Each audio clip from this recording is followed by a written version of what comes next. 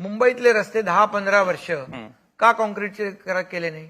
2 वर्षात बघा मुंबई खड्डेमुक्त होईल. जर कोणी तुमच्या ह्या मंचावर येऊन तुम्हाला जर सांगितलं कुठच्याही राजकीय नेत्यांनी, मग अगदी युएसएचे राष्ट्राध्यक्ष असो किंवा कोणी असो, की 1 वर्षात 2 वर्षात कुठच्याही शहराचे मी रस्ते खड्डेमुक्त करीन, तो माणूस खोटं बोलत आहे. हे प्रॅक्टिकल नाहीये, हे पॉसिबल नाहीये. कारण मुंबईसारख्या शहरामध्ये जिथे वाहतूक रहदारी एवढी आहे, रस्ते बंद करणं ही खूप मोठी जबाबदारी असते. तेवढाच भार हा ट्रॅफिक पोलिसांवर पडतो, बाकीच्या यंत्रणांवर पडतो. मुंबईच्या रस्त्यांच्या खालती 42 की 43 आता युटिलिटीज आहेत, त्यांचं डक्टिंग करायला लागतं तुम्हाला. मुंबईमध्ये काम करताना 16-17 एजन्सीज आहेत, आता अदानी 18वी एजन्सी झाले धारावीसाठी.